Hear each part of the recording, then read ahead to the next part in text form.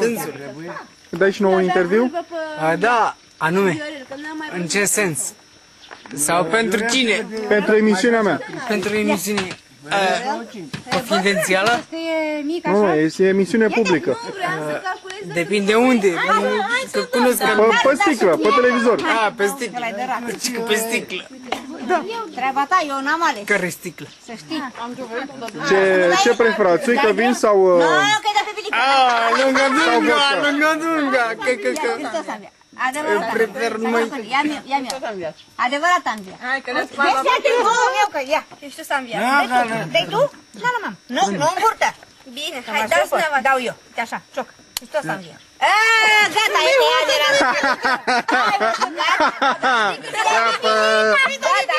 Bilic a fost. Și invers. Păi am învățat-o închesul. Nu. Creștin? Gata, nu-l spărgea. Nu-l spărgea. Dumneavoastră câte o spart? Da, în ziua de Paște. Câte o spart aveți la activ? Toate le-am spart. Toate, pe toate. Toate ouăle s-au spart? Da. Nu s-au muiat? Nu, niciodată. Da, gata. Numai la infinit. Hai, bine. Unde mai e Bruno? Nu mai e. Aceasta. Și cu stema asta e după timpul lui Ceaușescu. Îl iubiți pe domnul Da, Ceaușescu? e centură de Îl armată. iubiți pe domnul Ceaușescu? Nu, am făcut armata. Ați făcut armata? De acolo am furat. În armata lui domnul Ceaușescu, nu? Ați cumpărat-o de acolo? Nu, am furat. Nicu, vin? Nu vă e frică să dați pe post? Nu. Dacă vă trage Ceaușescu la răspundere, te-ați furat cureaua. Că sunt mai multe. Să vedem. Păi, depinde ce mă întrebi. Păi eu nu mai am întrebări. N-ai întrebări. S-au consumat întrebările. Nu, vociferări. Întrebare, răsadurile sunt gata? Iese cu ele la... De ce? Uite, le-am vândut acasă, le vând acasă, nu mă după piață, n-am trebuie să mă ciorovesc cu țigani acolo. Tanti Puica, îl iubiți pe Ceaușescu, sunteți pro sau contra? Eu l-am iubit? Dacă l-am iubit, și eu l-am iubit pe Ceaușescu. De ce purtați șăpcuța asta? Sunteți cu steaua cumva? Țineți? Nu, e de... Punea Gigi Becali. Nu port pe nimeni.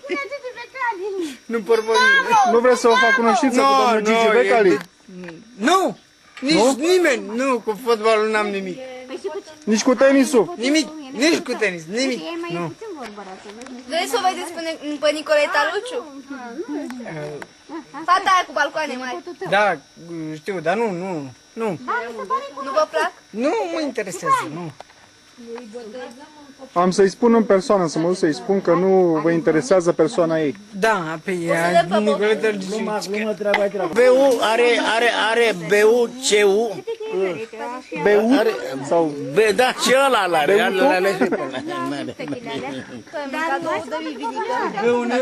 Are și BU. Are beutul. Beutul. Păi cine mai Are beutul, CU. Dă-mă, Nicolae. Hai să ne găsim sănătoși, sănătate. Nicolae, ce te faci dacă te duci la munte și te strică cineva? Sau de ecou? De unde o să o strice? Depinde de unde o strică. Dacă te duci la munte... Nico! Cum se aude? Dacă te duci la munte... Nico, așa sau de ecou? Păi nu, te strică Nicolae. Zice Nicolae și... Nu, Nico, coco! Și când zice laie, ești laie! Laie fără oaie. Nu aia. Laie fără Se oaie, aude da. Nicolae. Zice, Cretin zice așa. Și că Nico... Bă, Ioane, bă, ai găsit, bă. Laie. Ăla zice, nu s-aude. Uite, așa este. Și că Nico, dar se aude, Nico, Cred că te fac cu mare cântăreț. Sunteți manelist? totul. De la simfonie până la operă și... Inclusiv manelele, nu? Că să le explic la proști că de la simfonie până la operă, că proștii, numai proștii înțeleg, de la simfonie la operă, că ăia nu înțeleg simfonia și opera, nu înțeleg, așa, totul până la rock, death metal. Oh, asculți? Asculți Și manelile cam pe ce loc intră? Care este? Pe rolul lor, a lor. Păi da, dar ele pe ce loc sunt clasate? Nu știu. Deasupra rocului, sub roc, pe la sinfonie, cred că pe la sinfonie pe acolo sunt. Nu cred. Sinfonia, eu știu că s-a născut de manele. Dunga, longa. Cică. Ești rocker? Da. Ca și cum am îmbrăcat? Da. Vezi? Dar nu Cine e personajul după bluză? Nu cunosc. Julie Prici. Julie Prici. Nu cunosc. Deci, sunteți noi. Uite, e 50 Cent. Și e foarte destul de vechi.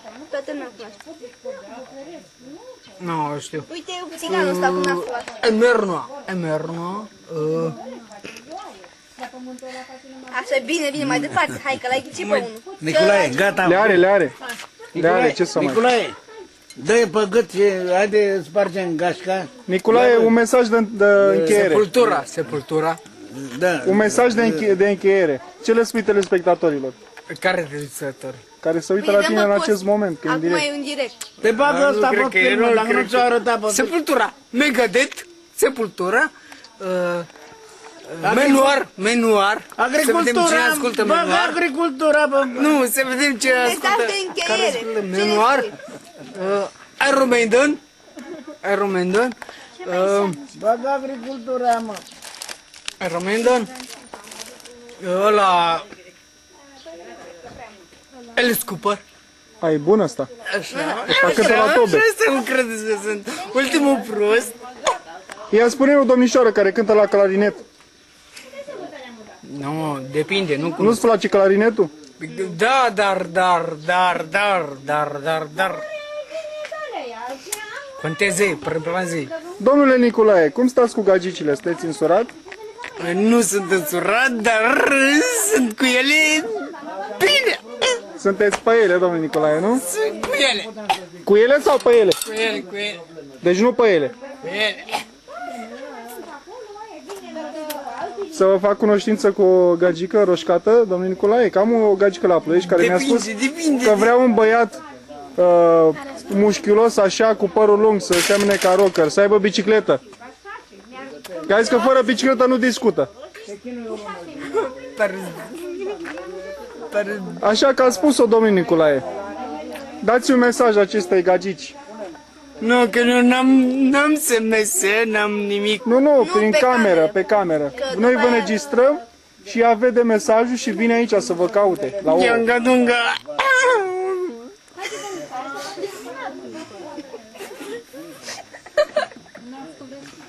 Ești tare, mă, ce să mai batem palmă.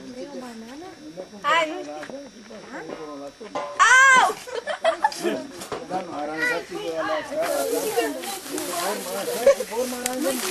Domnul Nicolae, să trăiți bine. Eu e bine. Dacă o fi. Spune-mă, 30, spune-mă. 28 de ani. 28 are. Mulți înainte, domnul Mulți Nicolae. înainte. Domnul Nicolae, ne puteți spune ce semnifică acest obiect? A semnificat. Ce semnifică? A semnificat. Au! Ce semnifică? A semnificat. Nu, ce a semnificat? Nu mă luați. Da. Domnule Laie Nicolae, să vă explic eu. La e Nicolae. În cantitate mare acest obiect semnifică, atenție, vin vremuri căcăcioase. Așa, e treaba dumneavoastră. Cu acest obiect te ștergi. Da, se știe orice, La oricare țăran. Oricare țăran, vai ce-mi place accentul tău. Hai mă, lăsați-l. Francez? Nicolae, hai că n-are rost, du-te mă, lasă și tu pe ăla. Du-te, dai, vezi că dai peste ăsta.